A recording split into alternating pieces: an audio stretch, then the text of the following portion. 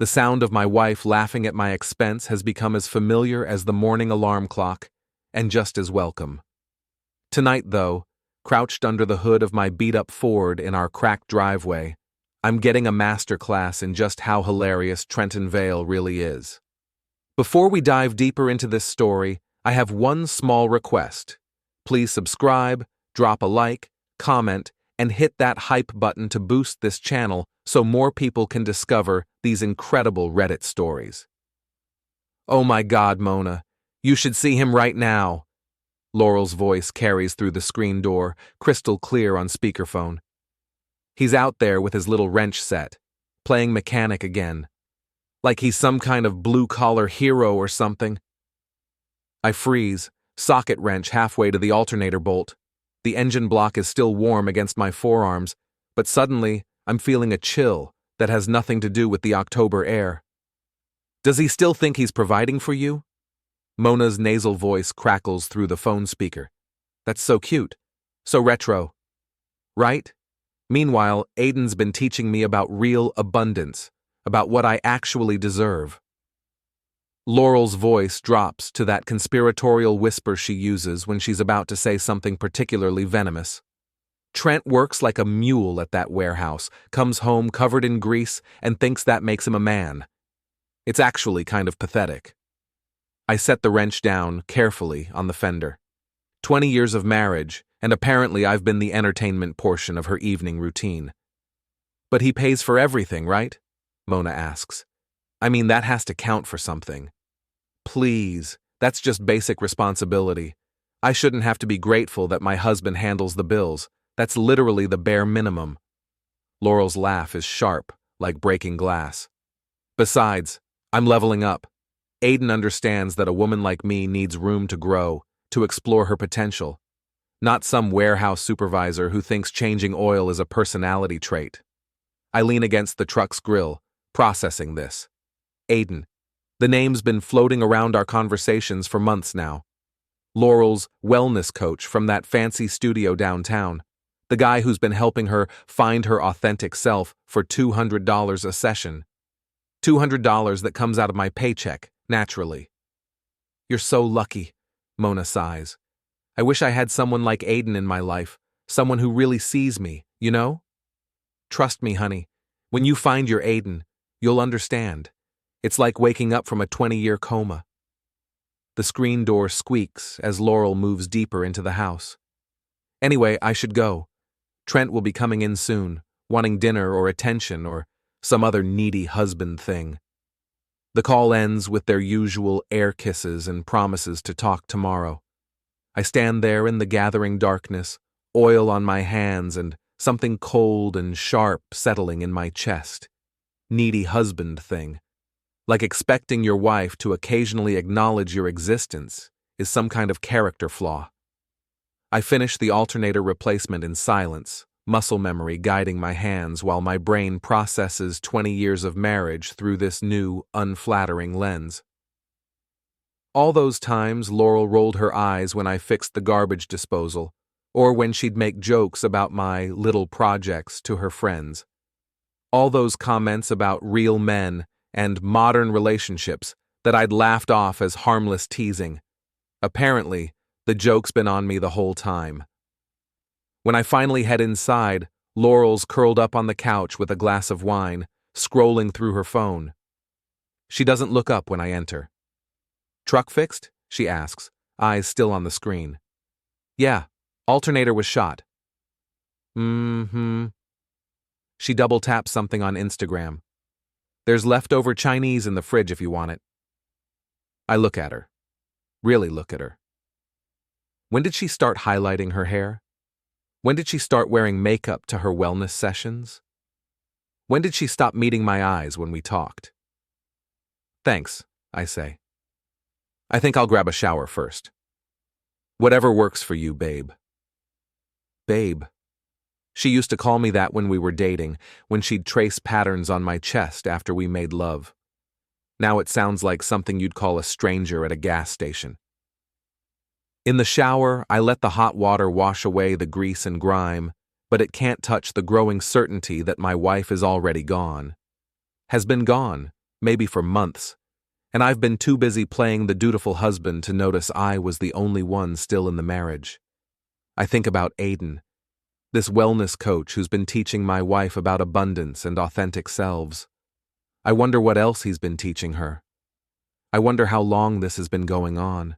But mostly, I wonder when I became the kind of man who gets mocked on speakerphone while he fixes the truck that gets him to the job that pays for the house where his wife plans her exit strategy. The water starts running cold, but I stay under it anyway. Sometimes you need the shock to wake up properly.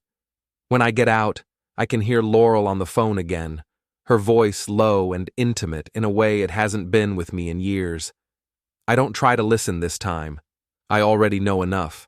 I know that tomorrow I'm going to start paying attention, real attention, and I know that Trenton Vale, warehouse supervisor and apparently professional punchline, is about to become a very different kind of man, the kind who stops playing fair.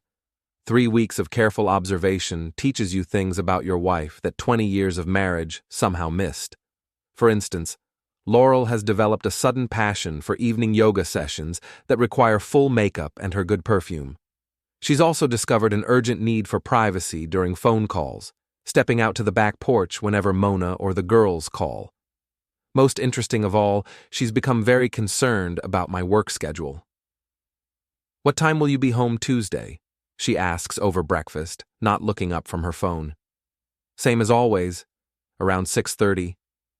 I thought maybe you had overtime this week." I sip my coffee and study her face. "Why would you think that?" "No reason, just wondering." She finally meets my eyes, and there's something calculating there. "You work so hard. You should treat yourself to dinner out sometime. Maybe catch a game at Murphy's Bar. 20 minutes from home, which would give her at least an hour of guaranteed privacy." "That's thoughtful of you," I say. "But I like coming home to my wife." Something flickers across her face, annoyance maybe, or frustration. "Of course you do. I just meant, if you ever wanted some guy time." Guy time. Right. That afternoon, I do something I never thought I'd do. I call in a favor with Danny Rodriguez from IT and ask him to add Laurel's phone to our family tracking plan. Completely legal, completely above board. We're married, it's a shared account, and I tell him I'm worried about her safety driving to those late-night wellness sessions. Danny doesn't ask questions. He's been divorced twice. "All set up," he says, showing me the app on my phone. "You can see location history, current position, the works. Just remember, brother, sometimes ignorance really is bliss." But I'm way past bliss now. I'm in the knowledge-gathering phase of whatever this is becoming. Tuesday evening, I tell Laurel I'm taking her advice about dinner out. Her face lights up like Christmas morning. "That's wonderful, honey. You deserve it. Stay out as long as you want." I kiss her cheek, and she actually leans into it. Amazing how affectionate she becomes when she wants me gone. Instead of Murphy's, I drive to the parking lot of a defunct Radio Shack across from Serenity Springs Wellness Studio. The irony of the name isn't lost on me. There's nothing serene about discovering your wife's betrayal, and the only thing springing around here is my pressure. At 7:43 p.m., Laurel's Honda pulls into the studio parking lot. She sits in the car for a few minutes, checking her makeup in the rearview mirror. Then she gets out, and I see she's wearing the black dress I bought her for our anniversary, the one she claimed was too fancy for dinner with me. At 7:51 p.m., a silver BMW pulls up beside her car. The driver gets out, and even from a distance I can tell this is Aiden. Tall, lean, with that carefully tousled hair that costs more to maintain than my monthly truck payment. He's wearing yoga pants and a tank top that shows off the kind of muscles you get from a gym membership, not from actual work. They don't go into the studio. Instead, they get into his BMW and drive off together. I follow at a distance, my hands tight on the steering wheel. They end up at the Starlight Motel on Route 9, the kind of place that rents rooms by the hour and doesn't ask for ID. Aiden pays cash at the office while Laurel waits in the car, then they disappear into room 247. I sit in my truck across the street, staring at that door, and feel something fundamental shift inside me. It's not heartbreak. That would require being surprised. It's more like the moment when you finally admit a toothache isn't going away on its own. The pain was always there. You just stopped pretending it would get better. My phone buzzes. A text from Laurel.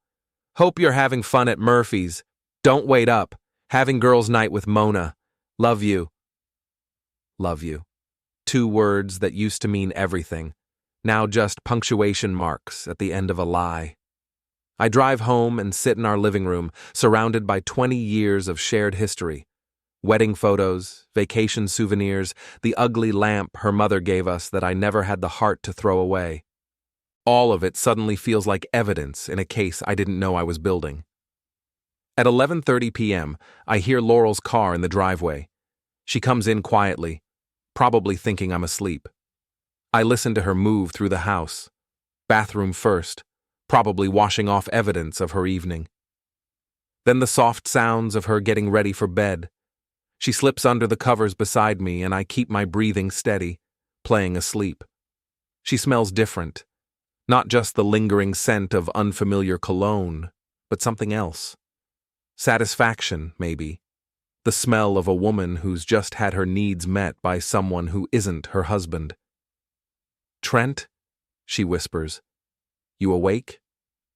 I don't answer. After a moment, she settles in beside me, and within minutes, she's sleeping the deep, peaceful sleep of someone with a clear conscience. I lie there until dawn, staring at the ceiling, planning. By morning, I've made some decisions. First, I'm done playing the oblivious husband. Second, I'm going to find out exactly how deep this rabbit hole goes. And third, when I do decide to act, it's going to be on my terms, not theirs. I get up before Laurel wakes, make coffee, and start going through our financial records. 20 years of marriage means 20 years of shared accounts, shared credit cards, shared everything. If she's planning an exit, there should be signs, and there are. Oh, there definitely are. A credit card I didn't know about opened 6 months ago. Cash withdrawals that don't match our budget. A savings account that's been slowly drained over the past year. She's been planning this for a while, using my money to fund her escape route. The coffee tastes bitter in my mouth, but I keep drinking it anyway. I'm going to need the caffeine for what comes next. When Laurel finally comes downstairs, she's humming. Actually humming, like she's starring in her own personal romantic comedy. Good morning, honey, she says, kissing the top of my head. How was Murphy's? Fine, I say, not looking up from the newspaper. How was girls' night? Oh, you know how it is with Mona. We talked until way too late. She pours herself coffee and sits across from me. What are you reading? Just the sports section. I fold the paper and look at her. Really look at her. Laurel, can I ask you something? Of course. Are you happy? I mean, really happy. With us? With our life together? For just a moment, her mask slips. I see something like panic in her eyes, quickly replaced by that bright, false smile she's been wearing lately. What a strange question. Of course I'm happy. Why would you ask that? Just wondering. Sometimes I feel like we're not connecting the way we used to. She reaches across the table and takes my hand. Her wedding ring catches the morning light, and I wonder if she takes it off when she's with Aiden. Marriage takes work, Trent. We both know that. But I'm committed to us, to making this work. The lies come so easily now. I wonder when she got so good at them, or if she was always this skilled and I was just too trusting to notice. I'm glad to hear that, I say, squeezing her hand. Because I'm committed too, more than you know. She smiles and goes back to her coffee, already mentally moving on to whatever she has planned for today. Probably another wellness session with Aiden, but I'm not moving on. I'm just getting started. After Laurel leaves for her morning errands, I make a phone call to Pete Martinez, an old friend who runs a private investigation service. We worked together at the warehouse years ago before he got his license. Trenton Vale, Pete's voice booms through the phone. How the hell are you, brother? I've been better, Pete. I need a favor. Name it. I need surveillance photos, professional quality, admissible in court if necessary. There's a pause. We talking about what I think we're talking about? Yeah, we are. Damn, man, I'm sorry. When do you need them? Soon. And Pete, I want everything. Times, dates, locations, the works. I want a complete picture. You got it. And Trent, for what it's worth, you deserve better than this. After I hang up, I sit in the quiet house and feel something I haven't felt in months. Purpose. For the first time since this whole thing started, I'm not reacting. I'm acting. And Laurel, Aiden, and anyone else who thinks Trenton Vale is just going to roll over and take this quietly is about to learn a very important lesson about underestimating the warehouse supervisor. The gloves are coming off. Pete's photos arrive on a Thursday morning, delivered in a manila envelope that feels heavier than it should. 23 8x10 glossies that tell the story of my marriage's end in vivid, undeniable detail. Laurel and Aiden at the motel. Laurel and Aiden at a restaurant I can't afford. Laurel and Aiden in his BMW, her hand on his thigh. The timestamps go back 3 months, which means this has been going on longer than I thought. But the real gut punch comes in photo number 18. Laurel, Aiden, and Mona at what looks like a coffee shop, all 3 of them laughing at something on Mona's phone. The timestamp shows last Tuesday, the same day Laurel told me she was grocery shopping. So Mona's not just the sympathetic best friend listening to Laurel's marital complaints. She's part of the conspiracy. I spread the photos across my kitchen table and study them like a general planning a campaign. These people have been playing me for months, using my money, my trust, and my home as props in their little drama. They've made me the villain in a story I didn't even know I was part of. Time to write a new ending. My first call is to Marcus Webb, my oldest friend and the guy who got me the job at the warehouse 20 years ago. We've been through divorces, losses, and more drunken heart-to-hearts than I can count. If anyone will have my back, it's Marcus. Jesus Christ, Trent, he says, after I give him the abbreviated version. I'm sorry, man. What do you need? I need you to know that things are about to get messy. Laurel's going to try to control the narrative, make me look like the bad guy. I wanted you to hear the truth first. You got it, brother. Whatever you need. But when I call Jake Morrison, my response is different. Jake's been part of our social circle for 15 years, married to Sarah, one of Laurel's close friends. Look, Trent, Jake says, his voice careful and distant. I don't want to get involved in whatever's going on between you and Laurel. Marriage problems are between married people. Jake, she's cheating on me. I have proof. That's really unfortunate. But Sarah says Laurel's been unhappy for a long time. Maybe you guys should try counseling or something. The line goes quiet for a moment, and I realize what's happening. Laurel's already gotten to them. She's been laying groundwork, telling her version of events to our mutual friends. What exactly has Sarah been telling you?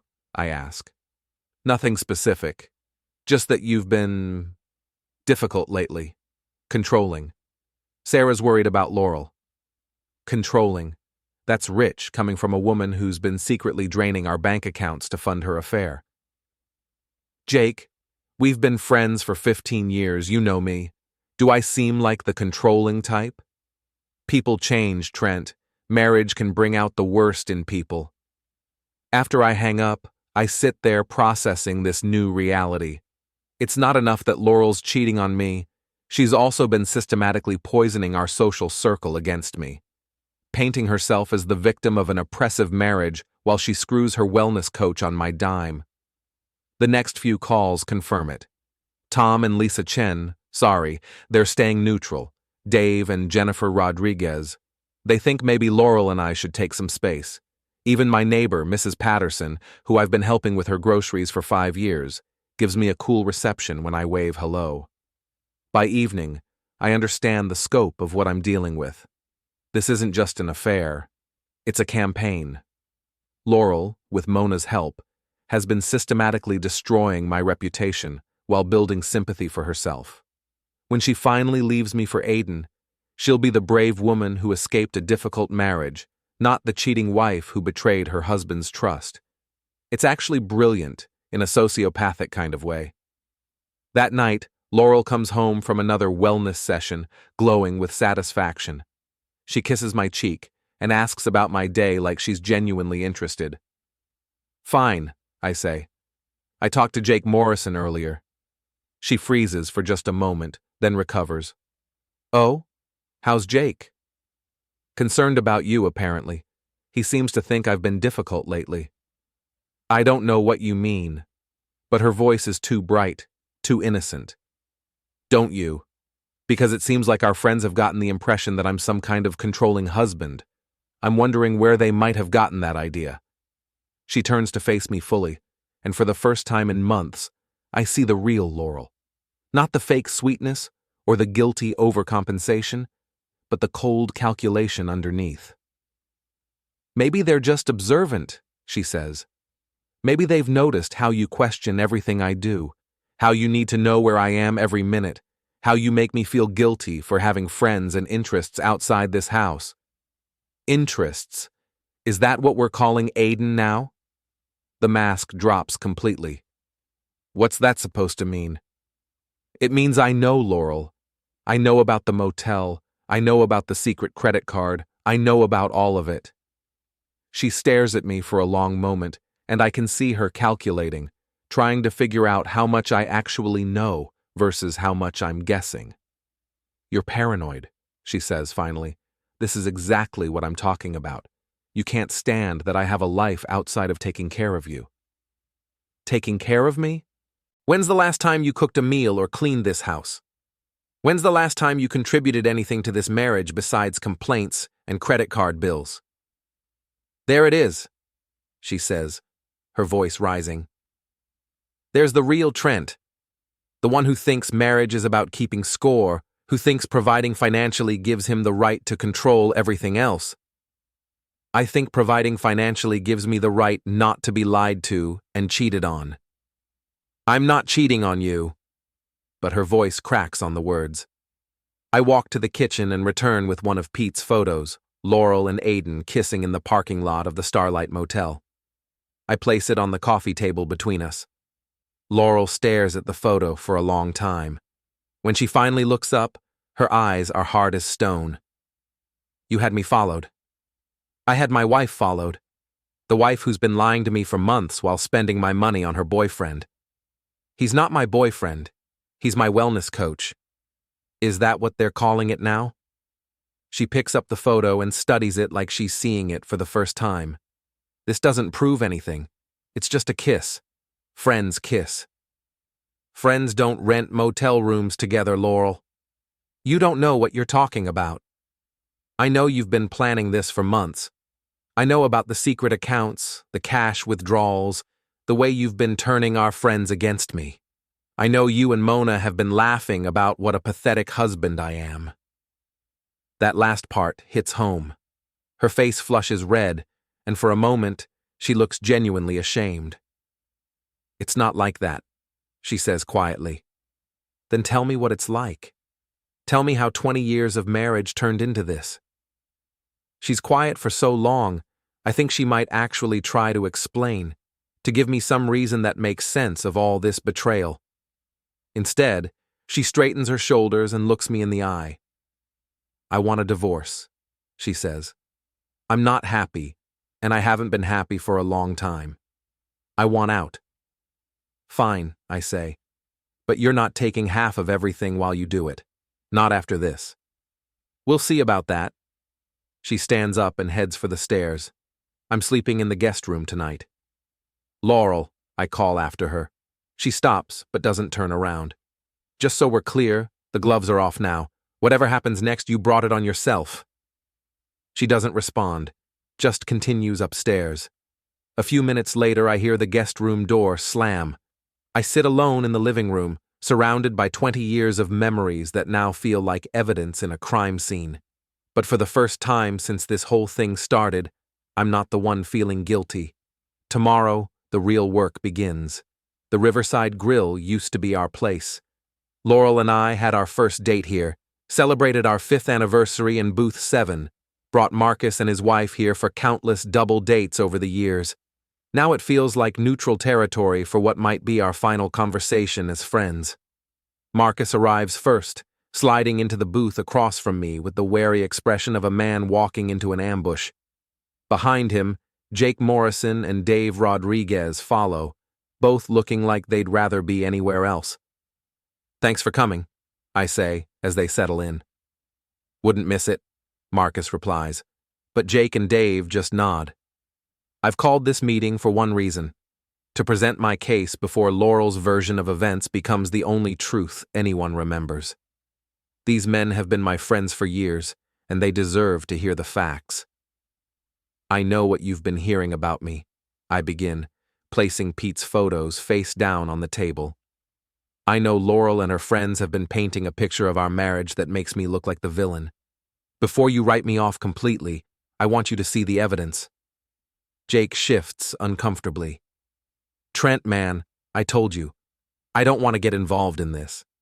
"You're already involved. Your wife is involved. All our wives are involved because Laurel's made this everyone's business." I flip over the first photo. This is my wife with her wellness coach at the Starlight Motel last Tuesday. The 3 men lean forward, studying the image. Marcus lets out a low whistle. "Jesus, Trent, I'm sorry." But Jake's reaction is different. This could be anything. Maybe they were just talking. At a motel? I flip over more photos. Here's them talking at dinner. Here's them talking in his car. Here's them talking with their tongues down each other's throats. Dave picks up one of the photos, examining it closely. "How long has this been going on?" "At least 3 months that I can prove. Probably longer." I show them the financial records. "She's been planning this exit for over a year. Secret credit cards, drained savings accounts, cash withdrawals I can't track. All funded by my warehouse salary while she's been playing the unhappy housewife." Marcus studies the bank statements. "This is serious money, Trent. Where's it all going?" "Motel rooms, dinners I can't afford, probably gifts for her boyfriend, maybe lawyer fees for the divorce she's planning." Jake's still skeptical. "Even if this is all true, maybe she had reasons. Maybe she was unhappy." "Unhappy enough to lie and steal and cheat, but not unhappy enough to ask for a divorce or marriage counseling or any of the things normal people do when their marriage is in trouble." I lean forward. "Jake, she's been telling your wife that I'm controlling and difficult. Has Sarah ever seen me be controlling?" "Well, no, but has any of you ever seen me be anything but supportive of Laurel? When she wanted to quit her job to find herself, who supported that? When she wanted to spend $200 a session on wellness coaching, who paid for it?" Dave nods slowly. "You've always been good to her, Trent. Everyone knows that. Then why are you all ready to believe I'm suddenly the bad guy? What's changed? Except that Laurel needed you to believe I was the problem so she could justify what she's been doing." The table falls quiet. I can see the wheels turning in their heads, the pieces clicking into place. Marcus speaks first. "What do you need from us?" "Just the truth. When this all comes out, and it will come out, I need you to remember what kind of man I actually am, not the story Laurel's been selling." "You got it, brother." Dave nods agreement, but Jake's still hesitant.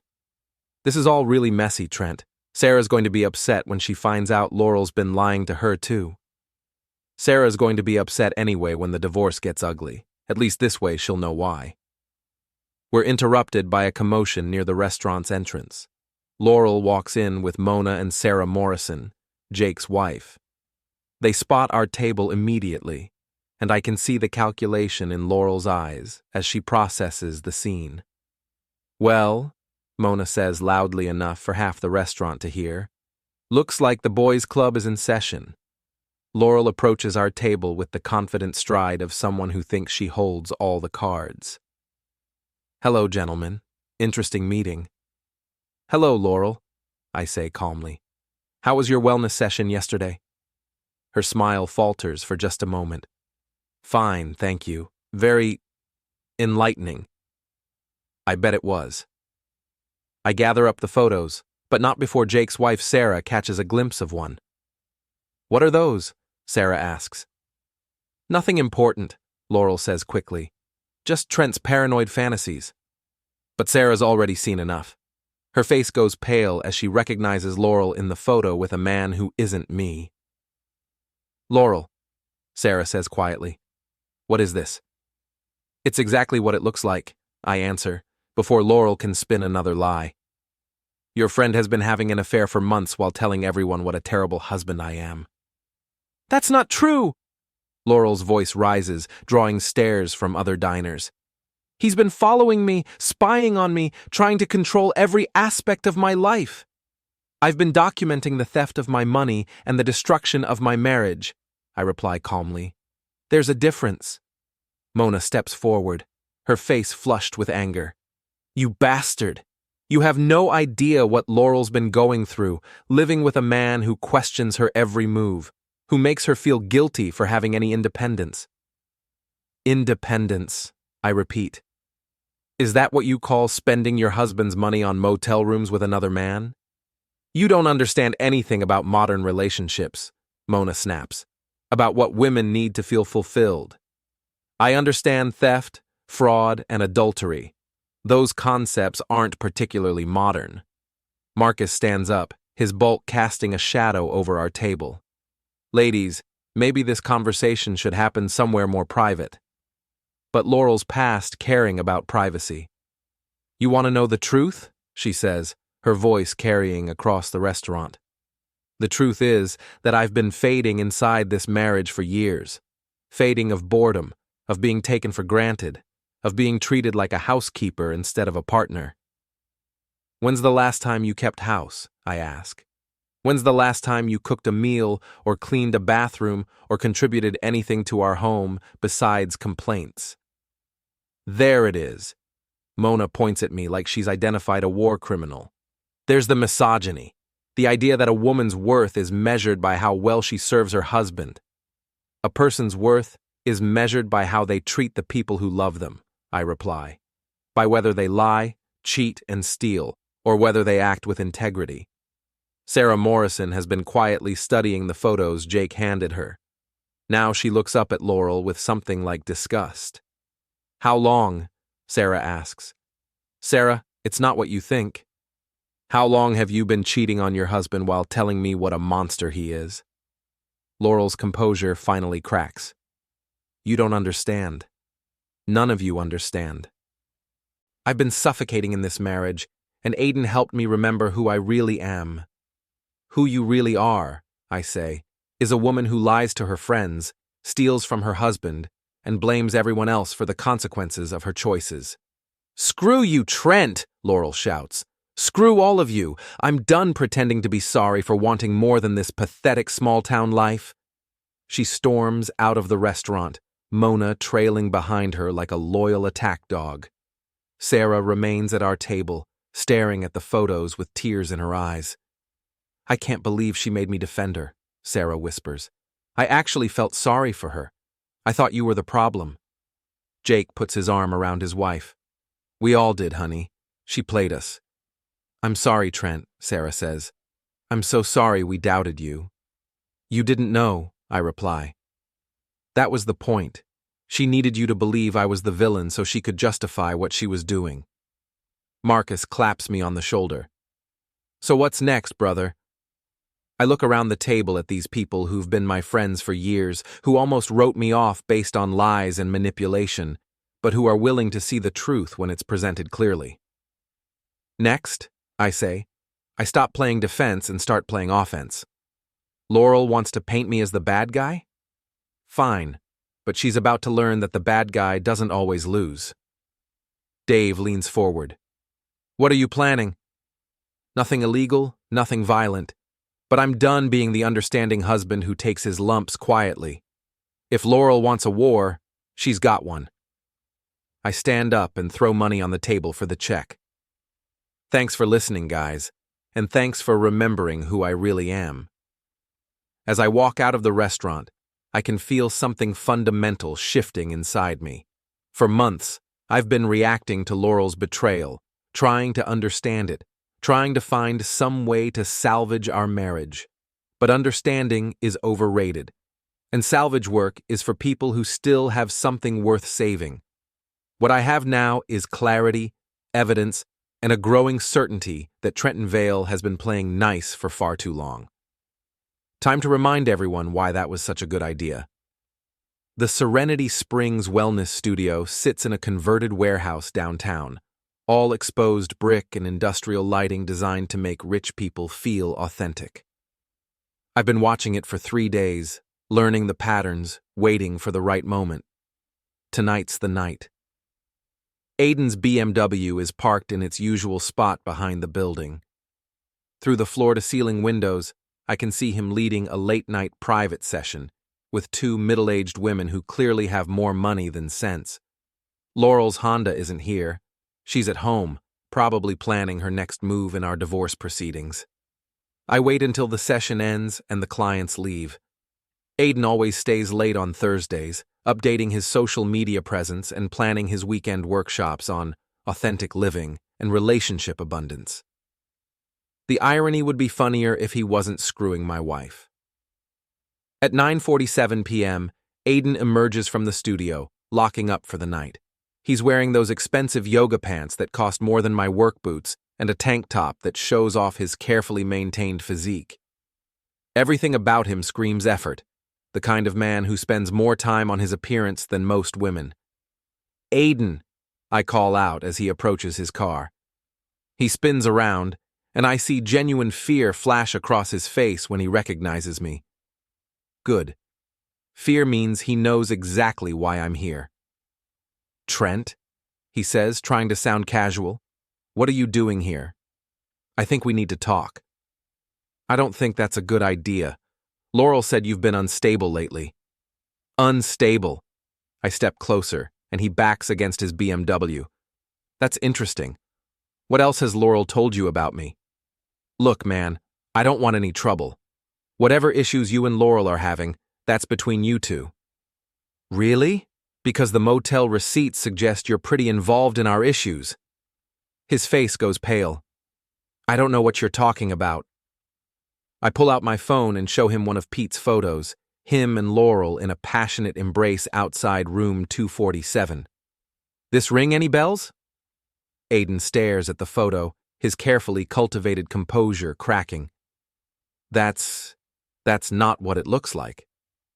"It looks like you're screwing my wife in a cheap motel while I pay for your wellness sessions. What part am I misunderstanding?" "Laurel and I have a connection," he says, trying to regain some dignity. "A spiritual connection that goes beyond the physical." "How spiritual of you. Does this connection include the $2,000 she spent on you over the past 3 months? Because that came out of my paycheck." "I didn't know she was married when we met," he lies. "She's been wearing a wedding ring to every session. You've met me at the studio Christmas party. Try again." Aiden straightens up, apparently deciding that honesty might serve him better than lies. "Look, Trent, I'm sorry you're hurt, but Laurel's been unhappy for years. She needed someone who understood her, who could help her grow." "Grow? Right." I step closer, close enough that he can smell the warehouse on my clothes, the honest sweat of real work. "Let me help you grow, Aiden. Let me help you understand something about the real world." "Are you threatening me?" "I'm educating you. See, you live in this bubble where everything is wellness and abundance and spiritual connections. But out here in the real world, actions have consequences. And screwing another man's wife? That has some pretty serious consequences." I reach into my jacket and Aiden flinches. But instead of whatever he's expecting, I pull out a manila envelope. "Copies of every photo, every motel receipt, every piece of evidence I've gathered over the past month," I say, holding it out to him. "Your choice what happens to them." He takes the envelope with shaking hands. "What do you want?" "I want you to end it. Tonight. I want you to tell Laurel that your spiritual connection has run its course, and I want you to stay the hell away from my wife. And if I don't, Then these photos go to your business partners, your clients, your mother, yeah, I know where she lives, and anyone else who might be interested in your approach to wellness coaching. How do you think that's going to affect your business? Aiden's face goes through several expressions: anger, fear, calculation. Finally, he settles on resignation. You're a real bastard, you know that? I'm a husband whose wife is cheating on him with a fake guru who charges $200 to teach people how to breathe properly. If that makes me a bastard, I can live with it. Laurel deserves better than you. Maybe, but she doesn't deserve you either. The difference is I'm the one who's been paying for her to figure that out. I turn to walk away, then pause. Oh, and Aiden? If I find out you've warned Laurel about this conversation, or if you try to see her again, those photos go public anyway. Are we clear? He nods, clutching the envelope like it contains his final verdict, which, in a way, it does. I drive home feeling something I haven't felt in months. Control. For the first time since this whole thing started, I'm not reacting to someone else's moves. I'm making my own. Laurel's waiting for me when I get home, sitting at the kitchen table with a cup of tea and a stack of legal documents. Where were you? She asks, without looking up. Out. Taking care of some business. What kind of business? The kind that's none of yours anymore. She finally looks at me, and something in my expression makes her sit back in her chair. What's that supposed to mean? It means I'm done playing the confused, hurt husband while you and your friends plan my destruction. I'm done being the villain in your victim story. I don't know what you're talking about. Sure you do. You know exactly what I'm talking about. The question is, what are you going to do about it? My phone buzzes with a text message. I glance at it and smile. It's from Aiden, short and to the point. It's over. Don't contact me again. I show the message to Laurel. The color drains from her face. What did you do? She whispers. I had a conversation with your wellness coach. Turns out his spiritual connection to you wasn't as strong as he thought. You threatened him. I educated him. About consequences, about the real world, about what happens when you screw with the wrong man's life. Laurel stares at the phone screen, reading and rereading Aiden's message like she can change the words through sheer force of will. You can't do this, she says finally. You can't control who I see or what I do. I'm not controlling anything. I'm just making sure everyone involved understands the full cost of their choices. Aiden understood. He made his choice. This isn't over, Trent. You think you've won something, but this isn't over. I sit down across from her and look at the legal documents spread across our kitchen table. Divorce papers, asset division worksheets, custody agreements for the children we never had. You're right, I say.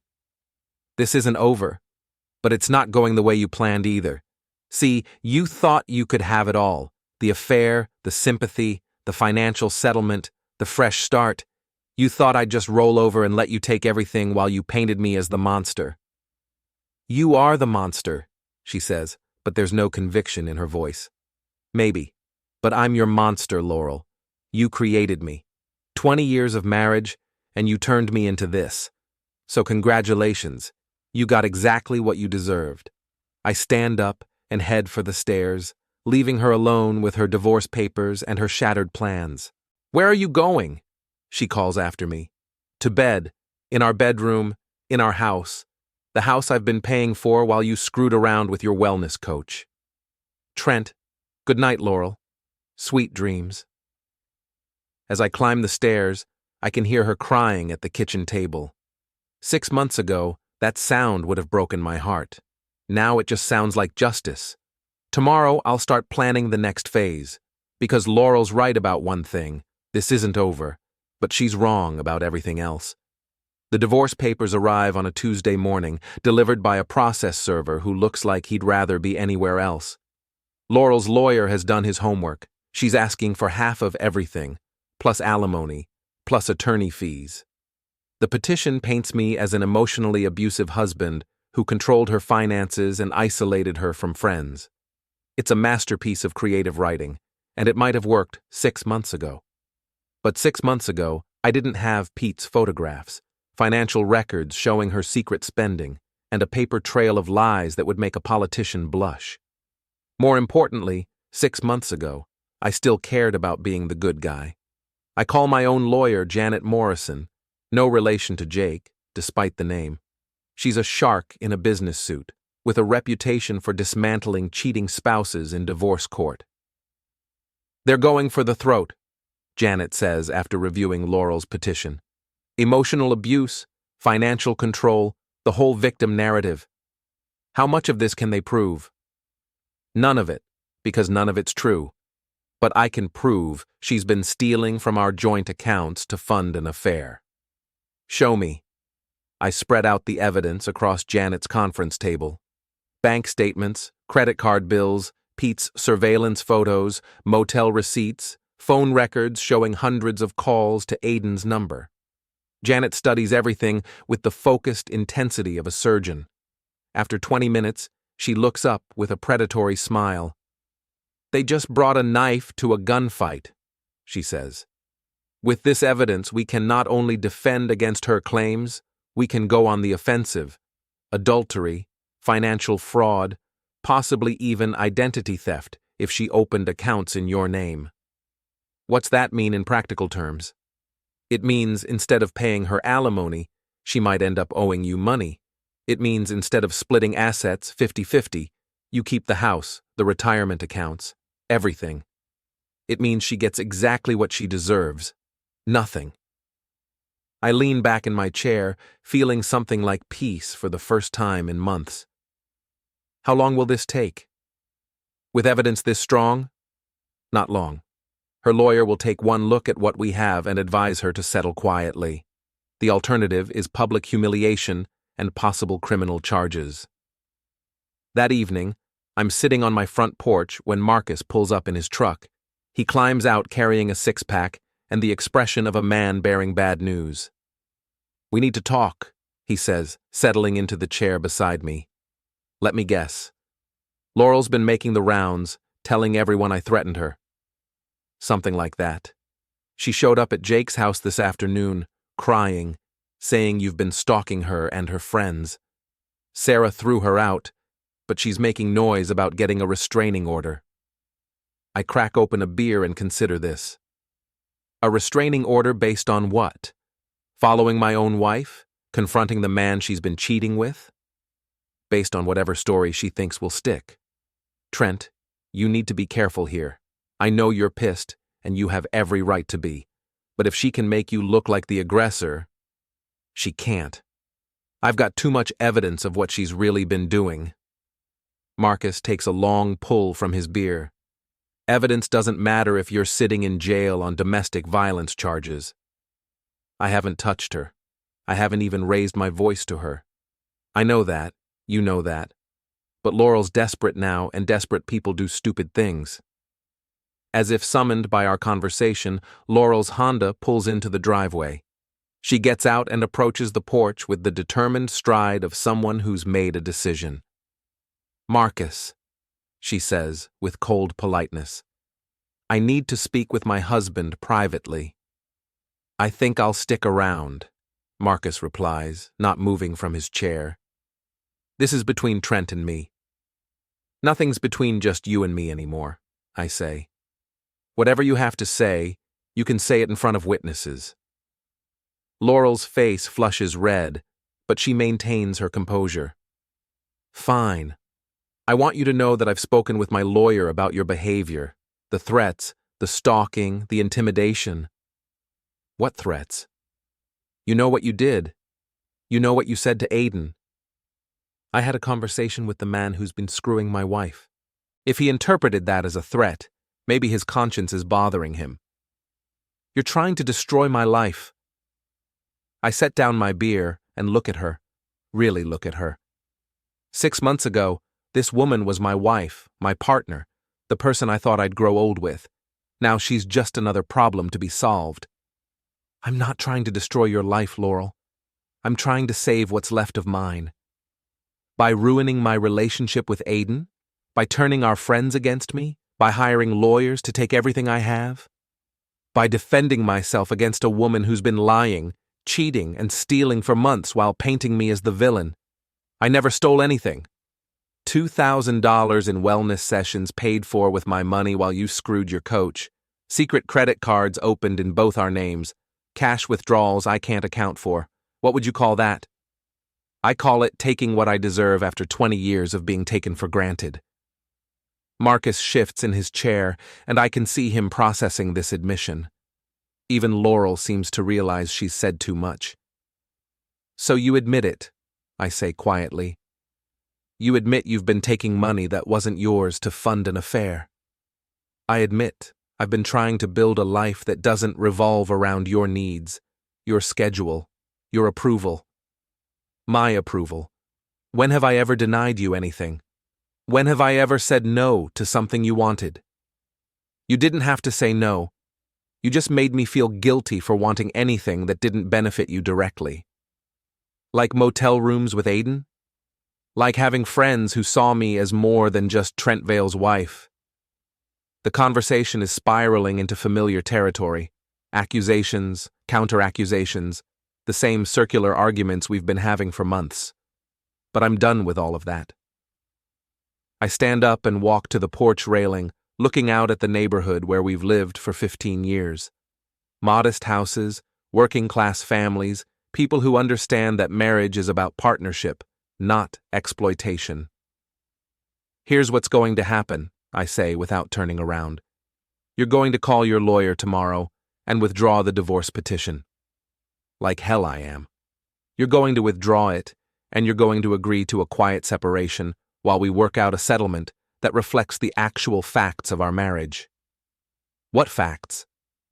I turn to face her. The fact that you committed adultery. The fact that you stole money from our joint accounts. The fact that you opened credit cards in my name without my knowledge. The fact that you've been systematically lying to our friends and family to cover up your affair. You can't prove any of that. I pull out my phone and show her one of Pete's photos. Her and Aiden in a passionate embrace outside the Starlight Motel. Actually, I can prove all of it. Bank records, surveillance photos, motel receipts, phone logs, everything. Laurel stares at the photo, her face going pale. You bastard. You actually had me followed. I had my wife investigated when I suspected she was cheating on me. Any reasonable person would do the same thing. This is harassment. This is stalking. This is evidence gathering, and there's a lot more where that came from. Marcus clears his throat. Laurel, maybe you should listen to what he's offering. I don't need advice from you, she snaps. Yeah, you do, Marcus replies calmly. Because right now, you're looking at losing everything. The house, the retirement accounts, possibly even facing fraud charges. Trent's offering you a way out that doesn't involve public humiliation and criminal prosecution. What are you offering? She asks me. A quiet divorce. You walk away with your personal belongings and whatever money you had before we got married. I keep the house, the retirement accounts, everything we built together. That's ridiculous.